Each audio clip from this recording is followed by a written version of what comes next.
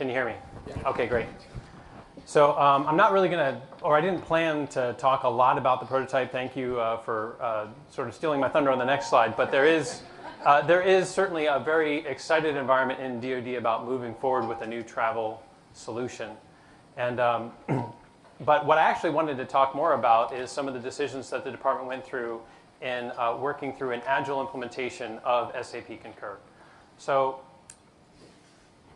I want you to hear the voice of an IT professional who is seeking to meet the needs of the business and trying to figure out what the most appropriate ways are to make that happen. Can we go to the next slide, please? I think I'll try to slide this up a little bit. Oh, I have the clicker. Never mind. Clearly not a trained reader here. Okay. So the approach that we're taking in order to meet the business need here, which is essentially to transition from our current defense travel system to a new modern implementation. Defense travel system's been up for 13 plus years really in full implementation. So we're going to take a subset of the DoD travel. We're going to simplify that subset and we're going to implement it. And so that sounds pretty easy, right? But it's definitely, there's a lot of steps that go into that. The subsets that we're choosing from are the subsets that you may be familiar with in the joint travel regulations: business travel, medical travel, leave travel. And then each one of those implementations, our plan is to start with some sort of prototype to figure out how would we do this and to work through what we learned from that prototype. So those steps at the bottom there are, we'll figure out what we learned about changing policy based on what the prototype accomplishes for us, measure what that prototype does for us, and then figure out how those measurements drive us towards other business changes that we might make. So there are policies, the joint travel regulations are pretty thick, and those policies each are there for a reason. Some of those reasons are social responsibility, some of those are fiscal responsibility. We need to look at each one of those from a business case perspective to figure out which of those policies are the best ones to simplify out, and which ones are the best ones to simplify in through how do we take that policy and present it in a way that improves user experience from what you see today. So the three metrics there are just examples, but you also sort of heard them in the public announcement as well. But we're looking to reduce the cost of travel, but we're also looking to figure out how to make that travel experience simpler for the end users, the travel administrators. So that process is an evolutionary process, which DoD commonly uses when we do acquisitions also. But it is not in and of itself agile. It's large segments of policy, and it's taking those policies and learning what we can from them. When we talked with basically the business side of the house about how we wanted to move forward with this, that's when we started getting into the discussions about how would we use Agile specifically in the context of a specific prototype. So I'll give a quick definition of Agile on the next slide. So this is actually just from the website of the Agile Manifesto. For those of you who have not been familiar with Agile in the past, it's a great place to go to. What I think is really great about this particular group of individuals, you don't get to see the whole site. It actually lists the names of the people who signed up, but they really transformed the business of IT and software development. And we wouldn't be where we are now if it weren't for them. But I do want to highlight they say we are uncovering better ways of developing software. Well, it turns out Agile doesn't only necessarily apply to developing software. It can apply to other things. Now, an SAP Concur implementation is not primarily a software development activity. You're taking an existing product and you're configuring it, or we are. But Agile has been applied to many other contexts, and there are some Agile purists who will apply it to many contexts, but certainly the configuration of a COTS package is very similar to software development in some ways. I will say that in any case, whatever your IT project is, it's important to recognize that the best practice is to consider what it is you're trying to achieve, what are the key business drivers, what are the key risks, and then tune your approach to that. The focus of the Agile effort, I'll probably talk about it more when we get to the comparison slide, but the focus of an Agile effort is to use small pieces to gain feedback about the things that are most important. And for us, the most important things to gain feedback are, is this commercial off-the-shelf capability as we're configuring it, is it working to meet our needs from the business side? So we do believe that Agile is a good way to configure off-the-shelf software, and we agreed to the use of Scrum. We don't have, so Department of Defense usually doesn't say, we want to use this or that methodology, but we did say we would like to use Agile, and then the particular methodology we all worked together on was choosing Scrum. So this is going to be a little bit techy, but I just wanted to give a quick contrast from the software development side of the house. So I do come from a development background, not an ERP implementation background. But the key labor-intensive activity, I would say in software development, it's all of the things that you see in the left-hand side there. But the development and testing of the software is a very time-intensive activity, which interestingly, you can contrast that to a configuration activity. So how do I define development versus configuration? Development is I'm going to develop some new code, some new software from essentially scratch based on a set of requirements that we're going to have agreed to. In a commercial off-the-shelf package, you already have that software. It's already been developed. It's already been tested. It has settings that have already been developed and tested.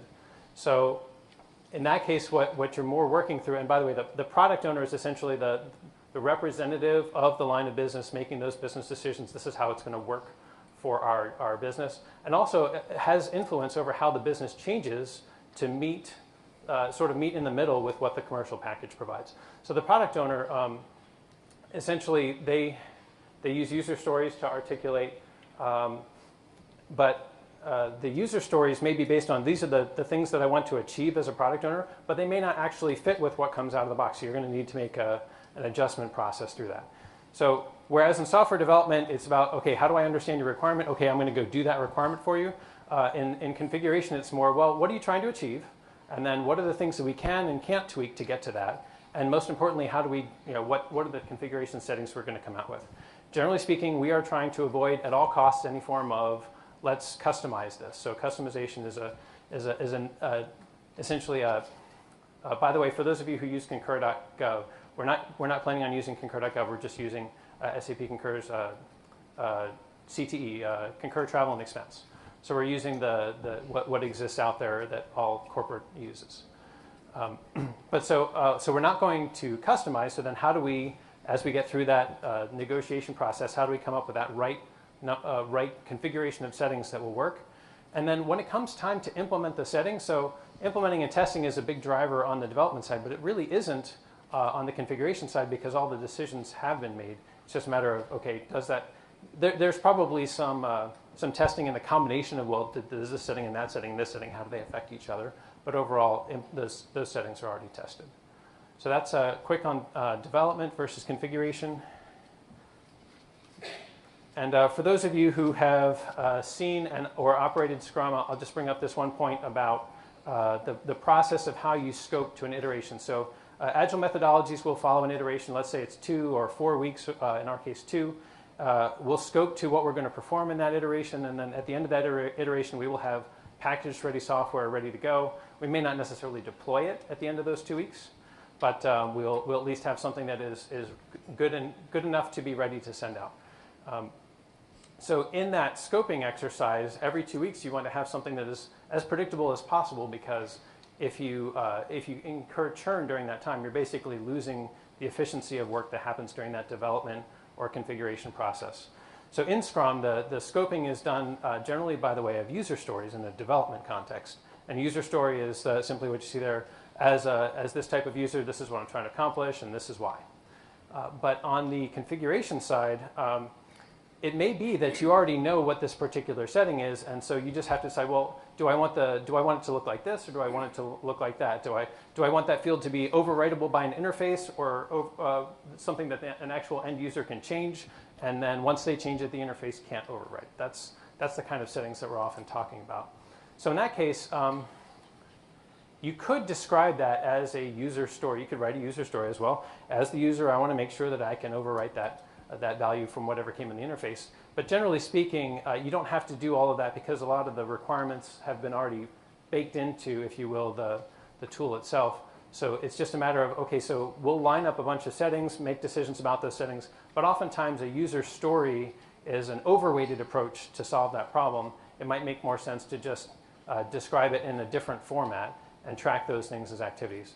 the Agile process allows you to look at all of the things that you said you would accomplish over that time, that 2-week sprint or whatever that time was, and claim credit for the work accomplished. This is similar to earned value management almost in a sense. But these are the things that are actually done.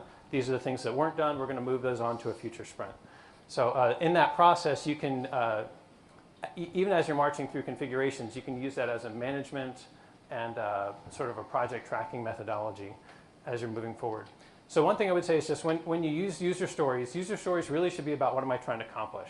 The goal of the user story and a lot of the Agile communication patterns are just trying to get to that, understanding what the user's intention is. What are they trying to accomplish? What is the business driver that gets them to do this behavior? But for configuration settings, it's really not the same thing. And I will say, if you are doing predominantly configuration settings, I don't know that you need to use necessarily user stories, and you may not necessarily even need to use Scrum. There are other Agile technologies or Agile methodologies that are out there that are probably worth considering, for example, Kanban. But you can take a sort of a task-based approach rather than an iteration-based approach, or I should say rather than a user story-based approach. And then real quickly, another thing that we have in play for our implementation is we have integration. So one of the things that is really a hallmark of our current travel system is its level of integration to the financial aspects of how DoD operates. And we want to ensure that we basically keep that same support for the financial side as well. But in order to do that, we have to do a lot of integration to accounting, to dispersing, and other areas. So when we, and this may depend on a cost implementation in terms of how much integration is something that is sort of a drag and drop or plug and play capability. But generally speaking, I tend to view integration as being more of a software development-like activity, and you can follow similar processes to the Scrum processes for the software development. But just one thing to remember, though, is that when you're doing integration across systems, you need to make sure that you account for the fact that there's an architectural impact to both sides of that equation, to the sending and receiving systems, if you will. And in Agile methodologies, they have ways to account for essentially those architectural things, making sure that those necessary pieces are done up front. Sometimes when you hear pros and cons of Agile, you don't necessarily hear about all the best practices, but there are certainly best practices to bring in at those types of moments. And then just one recommendation, I think we have applied this one, and I think it's useful, is to make sure that there's some level of integration in this, in the initial minimum viable product that you put out there. So I guess that's worth a little bit of explaining real quick on what the minimum viable product is for. Really, all of the approaches that we're defining for in support of the business are, how do we get information into the hands of a user, or the application into the hands of a user to see how it operates. So the minimum viable product is really what is just good enough to survive out in the wild so that we can collect feedback from the people who are actually using the system. In our case, it'll be the Defense Human Resources activity, which is our higher headquarters that's going to be one of the first movers in the application. But having some amount of integration in that will force the discipline of moving forward on the integration side, especially in a DoD financial ecosystem. We knew that was something that's going to be important to us, and it's worth pulsing that early on in the Agile process. By the way, the article was from August of 2018, so we're just 3 months in. I'm happy to say that the application itself, or I should say the configuration of Concur CT itself is moving pretty well. I think that if you didn't have integration pieces that were also part of our minimum viable product, we might even be traveling on it right now. But we want to make sure that the integration pieces are in there as well. We have about 7 minutes for questions. Sir? Yes, some time ago, There's some mic. Yes, hi, my name is Jay Master. A number of years ago, I worked for a DoD agency called USIS, Uniform Services, University of Health Sciences, and as a supervisor to one of the functions in our agency, defense travel. That's why I applaud about this. Yep. Yes, it was very, very frustrating in the regard that under DoD there are over 20 some odd different agencies, and I'll just give you a small example. Mm-hmm. We had a number of students, medical students, that were trying to file travel vouchers. Okay, and as you know, obligations to the legal authority, some cash. We had a number of cases where we had to do transfer of travel orders between our institution and say Walter Reed. Mm-hmm. Walter Reed, at least when I was working at uses, they were using GFIBs. So here you are, you're trying to interface not only DTS to other agencies, DoD agencies, but also within your own agency, specifically an Oracle. At least they had an Oracle-based system when I was there. And invariably it would bomb out. And so one of the things that I always beseech agencies, because I work with SBA, is I see that organizations tend to shut down systems, old systems, without running parallel. And the biggest concern is you spend tremendous capital investment. The systems invariably don't work the way they've been advertised. I wonder if you can respond, how confident are you and the representative with SAP that there won't be bomb outs with multiple systems under DoD, for example? Thank you. Sure. Well, that's a great question. And certainly we want to avoid the kind of bomb out scenario. But we've done some research, and it does tend to vary between organizations. But the average DoD organization will see about 5% of its travel being done on lines of accounting that are outside of that organization. So in the case of an Army organization working with the University of Health Sciences, you would see possibly Army money on a use transaction, or similarly the other way around. Some organizations actually go up to as high as 10%, and so that the current defense travel systems do a really great job of solving that problem with cross-org funding and some other customized solutions. One of the things that we haven't done is we haven't figured out how to solve that one in the new one, but we know it's out there. One thing you could do is you could change the business approach. Say, okay, well, we're not going to do lines of accounting that go across systems here. When we talk with the Defense Agencies Initiative, which is what USIS is on now, we're just going to talk with that system about money that system controls. They're not going to be responsible for transactions for others. Another approach could be that we do solve this problem through a deeper integration, but really comes down to what's the business problem that we're trying to solve and how much is it worth solving.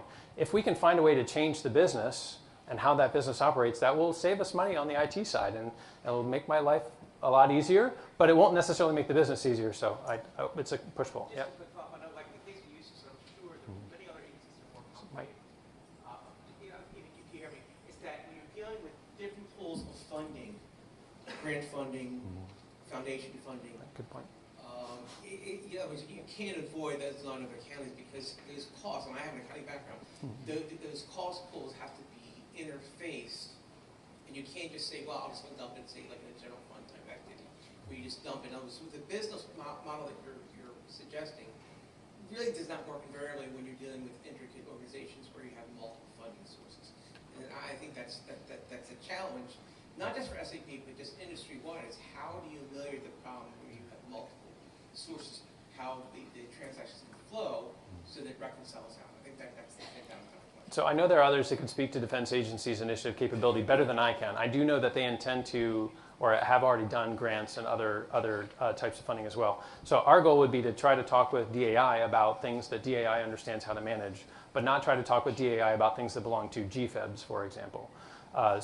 If within that context DAI can handle us sharing those lines of accounting with them, we would love to not be the financial experts on the travel side, just let DAI handle the financial excellence while we deliver the travel payments. But it really comes down to how blended can they see those lines coming in and use those lines for the travel. But I understand the question. And we'll certainly be talking with USIS about it, so they're on our list. Other questions?